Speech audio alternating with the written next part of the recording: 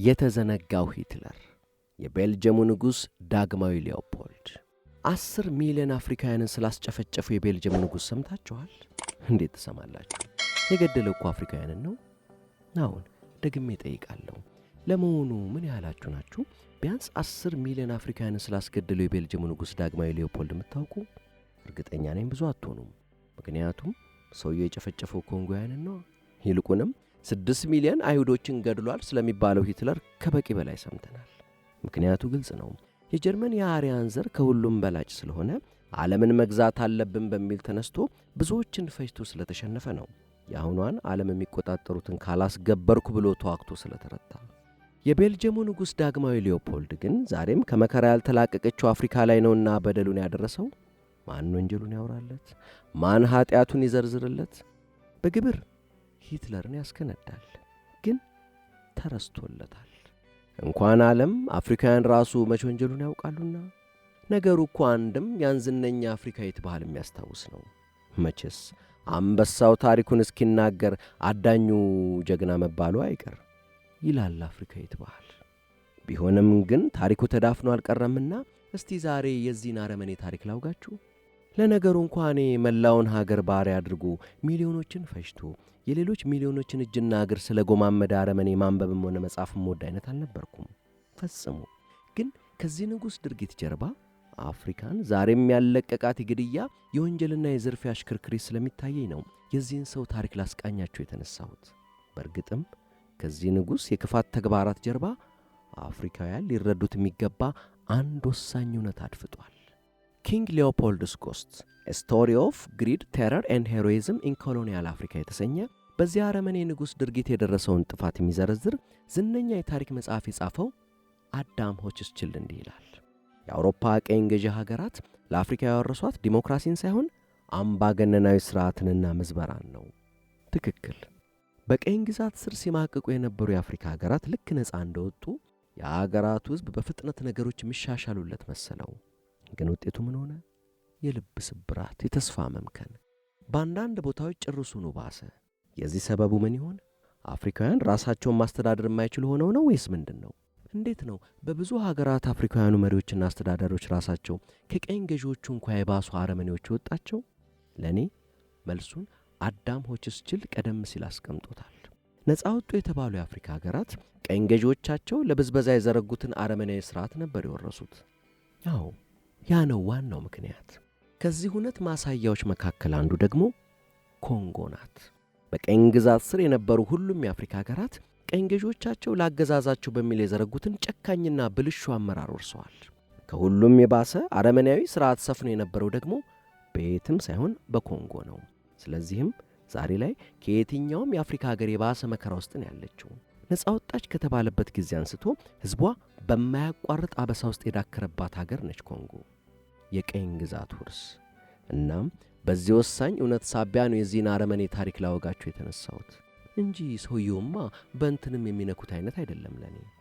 ለማንኛውም የኮንጎን የቀኝ ግዛት ውርስ ጉዳይ እዚህ ጋር እናቆየውና እስቲ ወደ ኋላ ተጉዘን ነገሩን ከመነሻው እንይ።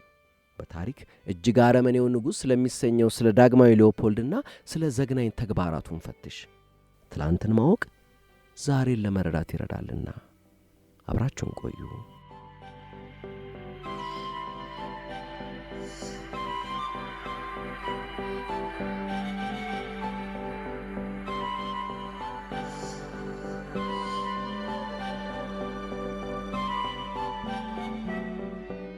መቼም የአፍሪካ የቀኝ ግዛት አበሳ ሲነሳ ዘወትር ሳይጠቀስ የማይታለፍ አንድ ኮንፈረንስ አለ። በጎርጎርሳውያኑ 1984-85 በበርሊን የተካሄደው ጉባኤ። በወቅቱ ከኢትዮጵያ፣ ላይቤሪያና የኮንጎ ጥቅጥቅ ደን በቀር መላው አፍሪካ በቀኝ ግዛት ስር ወድቆ ነበር። በወቅቱ ኢትዮጵያ ያልተያዘችው አፄ ዮሐንስ የኦቶማን ግብፅንና የጣሊያኖችን ወረራ መክተው በመመለሳቸው ነበር። ከኮንፈረንሱ በኋላ ደግሞ የጣሊያን አድዋ ላይ ድባቅ መመታት ኢትዮጵያ ነፃነቷን አስከብራ መቆየት እንድትችል ረዳት። የላይቤሪያ አለመያዝ ግን አሜሪካ ነፃ ለወጡ የቀድሞ ባሮች ማስፈሪያ በሚል የመሠረተቻት ሀገር በመሆኗ ነበር። ኮንጎን እስከዚያ ጊዜ ድረስ የጠበቃት ግን ከወደብ በመራቋ በውስጡ ያመቀችውን ጥሬ ዕቃ መርከብ ለማድረስ ማትመች በመሆኗ እንዲሁም በዱር እንስሳት የተሞላው አስፈሪ ደኗ ባዕዳኑን ስለሚያረድ ነበር። በሽታውስ ብትሉ ነዋሪው ችሎት ነው እንጂ ባዕዳኑን ፈጅቶታል። የኮንፈረንሱ አዘጋጅ ጀርመንን አዋህዶ የመጀመሪያው የሀገሪቱ ቻንስለር የሆነው ቢስማርክ ሲሆን ኮንፈረንሱ እንዲዘጋጅ ጎትጓቹ ደግሞ የቤልጅየሙ ዳግማዊ ሊዮፖልድ ነበር። በኮንፈረንሱ ተሳታፊ ሀገራት አንዱ ቀኝ ገዥ የሌላውን ግዛት እንዲያከብር፣ ማንም ለአፍሪካውያን የጦር መሳሪያ እንዳይሸጥ እንዲሁም የእርስ በርስ የንግድ ልውውጥን የተመለከቱ ስምምነቶችን ተፈራረሙ። ይህኔ ታዲያ ገና በቅርቡ ሀገር የሆነችው ቤልጅየም ሁለተኛ አጼ ለመሆን የበቁት ዳግማዊ ሊዮፖልድ ለቀኝ ገዢ ሀገራቱ አንድ ሐሳብ አቀረቡ። ይህን ማንኛችሁም ያልያዛችሁትን ኮንጎን በግል ለኔ ስጡኝና በራሴ ወጪ ላቅ ነው፣ ሕዝቡን ላሰልጥነው፣ ወንጌል ይሰበክለት፣ ራቁቱን የሚሄደው ሕዝብም ልብስ ይልበስ፣ ሀገሩንም ማንም መውጣት መግባት የሚችልበት ነፃ ሀገር ላድርገው አሉ። ሀገራቱ እንዳሻህ አሉት። ኮንጎን ሸለሙት። እርሱም ያን ከቤልጅየም ከ80 እጥፍ በላይ ስፋት ያለውን በተፈጥሮ የታደለ ሀገር እንዳሻው መዝብሮና ገድሎ መቅኖ ሊያሳጣው ኮንጎ ፍሪ ስቴት ሲል ሰየመው። በመቀጠል አገዛዙን ለማስፈን የሚረዱትን ወታደሮች ከራሳቸው ከኮንጎያኑ መሃል መልምሎ ፎርስ ፐብሊክ የተባለ የቅጥረኛ ወታደሮች ቡድን አቋቋመ። ከእነርሱም መሃል ታማኝ የሆኑትን እየመረጠ ኃላፊያቸው አድርጎ ሾመ። እንግዲህ ከዚህ በኋላ ነው የኮንጎ መከራ የጀመረ።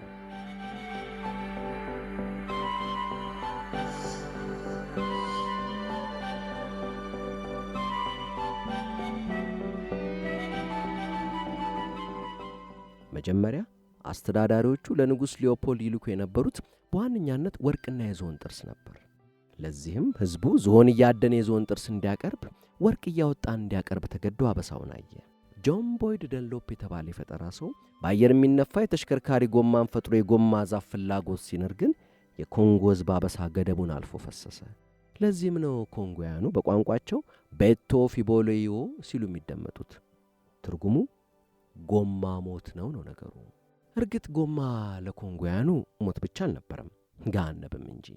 የጎማ ፈጠራ ለብስክሌቱም ሆነ በወቅቱ ብቅ ብቅ እያለ ለመጣው ለአውቶሞቢል ወሳኝ ነገር በመሆኑ ቀኝ ገዢው አገር ሁሉ የጎማ መስሪያ ግብዓት የሆነውን አንዳንድ ተክሎች ሲበጡ የሚወጣውን ፈሳሽ እየቸበቸበ ሀብት ያጋብስ ያዘ እና ንጉሥ ሊዮፖልድስ ምን ይጠብቃል? ገባበታ። ዋነኛው የንጉሥ ሊዮፖልድ አረመናዊ ተግባር የጀመረውም ይሄኔ ነው። ንጉሡ እያንዳንዱ አስተዳዳሪ በየወሩ ሊያቀርብ የሚገባውን የጎማ ዛፍ መስሪያ ፈሳሽ ምርት መጠን አስቀምጧል። እናም ደግሞ በየጊዜው መጠኑ እየጨመረ ይሄዳል። ለነገሩ አስተዳዳሪዎቹም ቢሆኑ ባስገቡት ምርት መጠን ኮሚሽን ስለሚታስብላቸው በሥራቸው ያሉት መንደሮች በየወሩ የሚያስገቡት ምርት መጠን እንዲጨምር ያስገድዳሉ። ለዚህ ደግሞ ጠመንጃ የታጠቁ ጨካኝ ወታደሮች በየመንደሩ አሰማርተዋል።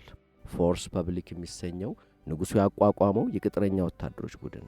ወታደሮቹ ወደ አንድ መንደር ሄዱና ነዋሪዎቹን ጫካ ውስጥ ካሉ የዱር ተክሎች ፈሳሹን ቀርተው እንዲመጡ ያዛሉ። አሻፈረኝ ያለ ወይም ያንገራገረን እዚያው እንዲገድሉ ታዘዋል። ጥይት ማባከን ግን አይቻልም። ለአንድ ሰው አንድ ጥይት። እናም ደግሞ እንዲሁ ማታ ሄዶ አንዱ ሲያስቸግረኝ ገደልኩ ማለት የለም። በእያንዳንዷ የጎደለኝ ጥይት ቁጥር ሰው ለመገደሉ ማስረጃ መቅረብ አለበት።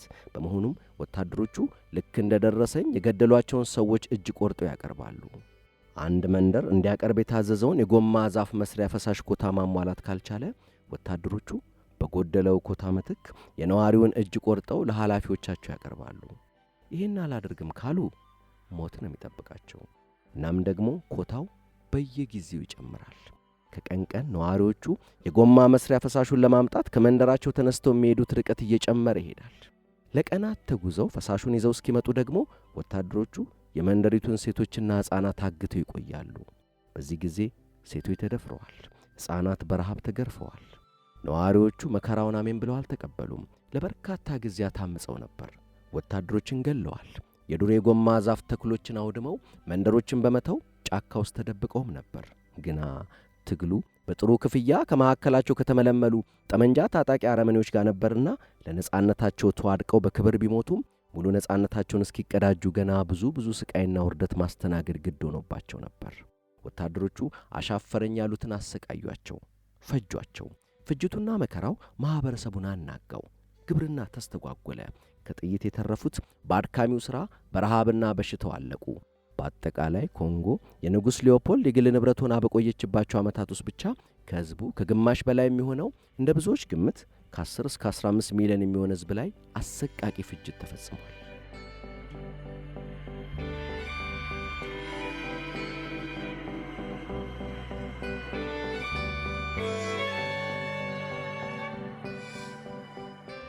ሊዮፖልድ በኮንጎ ነጻ ሀገር ለማካሄደው የተቀደሰ ተግባር የሚረዱኝ ወታደሮች መቅጠር እፈልጋለሁ ማለቱን ተከትሎ ከበርካታ የአውሮፓ ሀገራት በኮንጎ በወታደርነት ለማገልገል ለተመዘገቡ ነጭ ወጣቶች የኮንጎን ሕዝብ እንደ ሰው አትቁጠሩት፣ ከሰው ይልቅ ለእንስሳ ስለሚቀርብ ስትገድሏቸው ምንም የጥፋተኝነት ስሜት ሊሰማቸው አይገባም ተብሎ ነበር የተነገራቸው።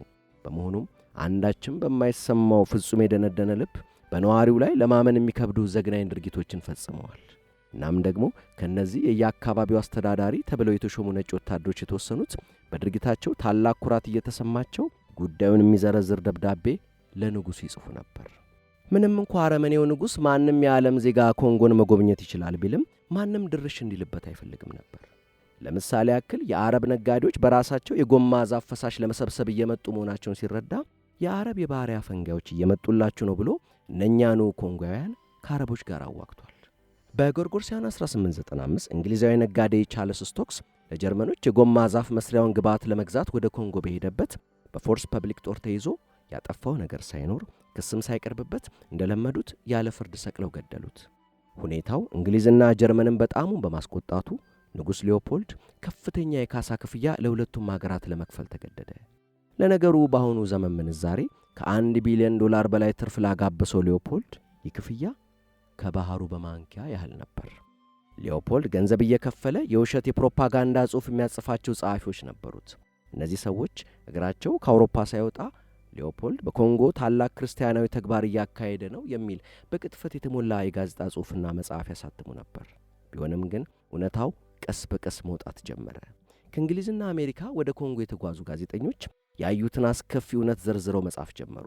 በአሜሪካ የእርስ በርስ ጦርነት የተዋጋው ኋላ ላይም ጋዜጠኛ ለመሆን የበቃው ጥቁር አሜሪካዊ ጆርጅ ዋሽንግተን ዊሊያምስ በጎርጎርሲያኑ 1890 ወደ ኮንጎ ተጉዞ ያየውን አሰቃቂ እውነት በመዘርዘር ለንጉሥ ሊዮፖልድ የጻፈውን ግልጽ ደብዳቤ አሳተመ።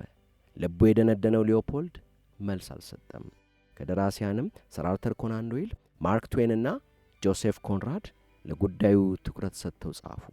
በሊቨርፑል በሚገኝ የባህር ትራንስፖርት አገልግሎት ሰጪ ድርጅት ውስጥ የሚሠራ ኤድመንድ ዴኒ ሞረል የተባለ ሰው ነበር። የጎማ መስሪያ ፈሳሽ ጭነው ከኮንጎ ወደ ሊቨርፑል የሚቀስፉ የቤልጅየም መርከቦችን ሲያይ ይህች አገር ይህን ሁሉ ምርት ያለ ባሪያ ጉልበት ፈጽሞ ማምረት አትችልም ሲል አሰበ። እናም ማጣራት ጀመረ። ግምቱ ትክክል ነበር። መላው ኮንጎ የሊዮፖልድ ባሪያ ሆኖ የስቃይ ሕይወት እንደሚገፋ ተረዳ። እናም ማንነቱን ሳይገልጽ ጉዳዩን በተከታታይ በወጡ የጋዜጣ ጽሑፎች አጋለጠ። ድርጊቱንም በዓለም ታሪክ ከተፈጸሙ ወንጀሎች ሁሉ አስከፊው ሲል ኮነነው። በጎርጎርሲያኑ 1901 የሚሠራበት ኩባንያ የጎማ መስሪያ ግብዓት ከኮንጎ የሚጓጓዝበትን ሂደት የመቆጣጠር ሥራ ሊሰጠው እንደሚፈልግና ለዚህም ወፍራም ደሞዝ ሊከፈለው እንደታሰበ፣ የሚሆነው ግን ስለ ኮንጎ አፉን ከዘጋ መሆኑ ተነገረው። ድፍረታቸው ሳያበሳጨው አልቀረም። ጭርሱኑ የኮንጎን ጉዳይ በሙሉ ኃይሉ ለመከታተል በማሰብ ሥራውን ለቆ የሙሉ ጊዜ ጋዜጠኛ ሆኖ አረፈው። አሁን ይህ ነገር የሕይወት ወሳኝ ጉዳይ ሆኗል። በመሆኑም ስለ ኮንጎ አዲስ መረጃዎች የሚያትምበት በኮንጎ ላይ ብቻ የሚያተኩር ዌስት አፍሪካ ሜል የተሰኘ የራሱን ጋዜጣ ማሳተም ጀመረ። በ1906 ደግሞ በጎማ ሳቢያ በኮንጎ የደረሰውን ዘግናኝ ጭፍጨፋ የሚዘረዝር ሬድ ረበር የተባለ መጽሐፍ አሳተመ። ሮጀር ኬስመንት የተባለ ሌላ ጋዜጠኛ ደግሞ ለኮንጎያኑ ቃለ መጠይቅ አድርጎ እንዲመጣ ተላከ። ይህ ሰው ነጭ ክርስቲያን ሚሽነሪዎች ከመጀመሪያ ጀምሮ እዚያ ስለነበሩና ንጉሡ የሚደረገውን ስለማወቁ ማረጋገጫ መስጠት የሚችሉ በመሆኑ እንዲመሰክሩ ማግባባቱ የተሻለ ነው አለ። እናም በኮንጎ ያየውን የሚዘረዝር ሪፖርት አዘጋጀ። ሪፖርቱ ታተመ። ዳግማዊ ሊዮፖልድ ምላሽ ካልሰጠ ወንጀሉን እንዳመነ ስለሚቆጠርበት ራሱ ያቋቋሙን ዓለም አቀፍ ኮሚሽን ጉዳዩን እንዲያጣራ ወደ ኮንጎ ላከ። ሊዮፖልድ የኮሚሽኑን አባላት በገንዘብ ደልዬ የምፈልገውን አጽፋለሁ ብሎ ነበር የተማመነው። ተሳሳተ። እንደፈለግኩ አሾረዋለሁ ያለው ኮሚቴ ጉዱን ዘከዘከው። ለምስክርነት ከተጠሩት መሃል በሀገሪቱ ለዓመታት የኖረው ጆን ሃሪስ የተሰኘው ክርስቲያን ሚሽነሪ ይገኝበታል። እርሱና ሚስቱ ሕይወታቸውን ኮንጎያኑን ለማገልገል የሰጡ ነበሩ። ኮሚሽኑ ለማጣራት ሲመጣ ጆን ሃሪስ ጉዱን ሊያፍረጠርጠው ቀረበ። በንጉሡ ሰዎች አማካኝነት የደረሰባቸውን ስቃይ፣ ሞት፣ መደፈርና ባርነት ሊመሰክሩ የሚችሉ ሰዎችን ይዞ ቀረበ። ፎቶግራፈር የሆነችው ሚስቱ የፎቶ ማስረጃዋን አቀረበች። አጣሪው ኮሚሽን ወደ ቤልጅየም ተመልሶ በኮንጎ የተፈጸመውን ዘግናኝ ድርጊት የሚዘረዝር 50 ገጽ ሪፖርት ለንጉሡ አቀረበ። ወንጀሉ እንደተጋለጠበት ያወቀው ሊዮፖልድ ወዲያው ማስረጃ ለማጥፋት የኮንጎ ነፃ መንግሥት ሰነዶች እንዲቃጠሉ አደረገ። በጎርጎርሳውያኑ 1908 ቀኝ ገዢዎቹ ሀገራት ኮንጎ ከንጉሱ የግል ንብረትነት ወደ ቤልጅየም ቀኝ ግዛትነት እንድትተላለፍ ወሰኑ። የቤልጅየም መንግስትም ለንጉሱ 50 ሚሊዮን ፍራንክ ከፈለ። ምን ያደርጋል፣ ወደ መቃብሩ ይዞት አይወርድ። በቀጣዩ ዓመት ሞተ። አስክሬኑን የያዘው ሰረገላ ወደ ቀብር እየሄደ ሳለ በኮንጎ በሠራው ግፍ ያዘኑ ቤልጅየማውያን ውግዘት አወረዱበት። የቤልጅየም መንግሥት ከጎማ ይልቅ በጣም ትርፍ ወደሚያመጡ የኮንጎ የተፈጥሮ ሀብቶች ወደ ዝሆን ጥርስ፣ ወደ ወርቅ፣ ወደ አልማዝ ፊቱን አዞረ። ባርነቱንም አስቀርቶ በደሞዝ እንዲሠራ አደረገ።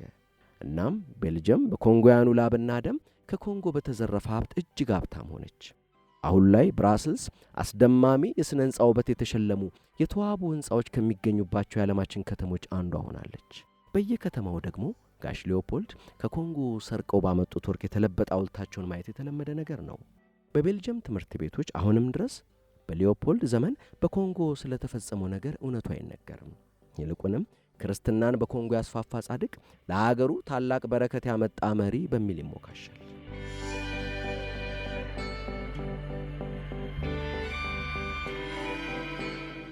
በነገራችን ላይ ንጉሥ ሊዮፖልድ ከመሞቱ አስቀድሞ የሠራው ሌላም ዘግናኝና አስነዋሪ ድርጊት ነበር። በክረምት ማሳለፊያ የቤተ መንግሥቱ ቅጥር ውስጥ ኮንጎያውያን እንደ እንስሳ የሚጎበኙበት መካነ አራዊት ዙ አሰርቶ ነበር። በውስጡም የአፍሪካ መንደር መሳይ አስገንብቶ ከኮንጎ ያመጣቸውን 267 ሰዎች ልክ እንደ እንስሳ ሲያስጎበኝ ከርሟል። ጎብኚዎቹ ለኮንጎያኑ ሙዝ እየወረወሩና ለውዝ እየበተኑ ይዝናኑ ነበር። እኒህ ምስኪኖች በየትኛውም የአየር ንብረት ውጭ እንጂ ቤት ውስጥ እንዲኖሩ ስለማይፈቀድላቸው በርካቶቹ በኢንፍሉዌንዛና የሳምባ ምች አለቁ። ከንጉሡ ሞት በኋላ የቤተ መንግሥት ወደ የማዕከላዊ አፍሪካ ንጉሣዊ ሙዚየምነት ተቀይሮ ንጉሡ በኮንጎ አከናውኖታል የተባለው በጎ ሥራ ማሳያ ሆነ። አሳዛኙ ነገር ንጉሡ ከሞተ ከበርካታ አስርት ዓመታት በኋላ በጎርጎርሳውያኑ 1958 በብራስልስ በተካሄደው የንግድ ትርኢት ወቅት የቤልጅየም መንግሥት ያንኑ የዳግማዊ ሊዮፖልድን የሰው መካነ አራዊት አስገንብቶና ከኮንጎ የመጡ ምስኪኖችን ውስጡ አስቀምጦ ለትርኢት ማቅረቡ ነበር። የዳግማዊ ሊዮፖልድ ታሪክ በጭካኔ በስግብግብነትና በወንጀል የጨቀየ ቢሆንም ቤልጅየማውያኑ ግን ዛሬም በትምህርት ቤቶቻቸው ባለውለታችን ስለሚሉት ንጉሣቸው የተቀባባ ሐሰት ነው ለተማሪዎቻቸው የሚያስተምሩት። ቢሆንም ግን መቼም ዘመኑ ኢንተርኔት ነውና እውነትን አፍኖ መዝለቁ የሚሆን አይነት አይደለም። እናም ደግሞ በጎርጎርሳውያኑ 2018 የማዕከላዊ አፍሪካ ንጉሣዊ ሙዚየም በቀኝ ግዛቱ ዘመን በኮንጎ ሕዝብ ላይ የደረሰውን በደል የሚያሳይ ኤግዚቢሽን እንዲታይ ወስኗል። አሁንም ግን ኮንጎያኑ ይበቂ አይደለም ይላሉ። እናም ምን እንዲህ ሲሉ ያክላሉ፣ በዳይ ታሪክ ተናጋሪ በሆነበት እውነት ፍንትው ብላ መውጣት አትችልም። በስተመጨረሻም ኮንጎ በጎርጎርሳውያኑ 1960 ከቤልጅየም ነጻ ወጣች። ወዲያውም ፓትሪስ ሉሙምባ የሀገሪቱ የመጀመሪያው ጠቅላይ ሚኒስትር ሆኖ ተመረጠ። ከወራት በኋላ ግን በአሜሪካና ቤልጅየም ጥምረት በመፈንቅለ መንግሥት ተወገደ።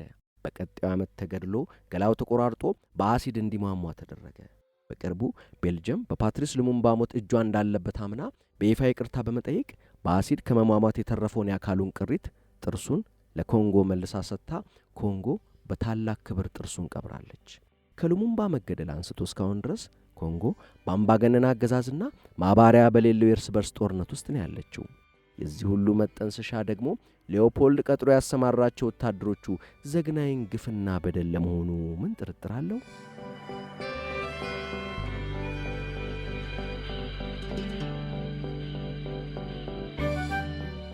ትረካውን እንደወደዳችሁ ተስፋ አድርጋለሁ። ትረካውን ይወዱታል ለምትሏቸው ማጋራቱን አይርሱ። ሰላም።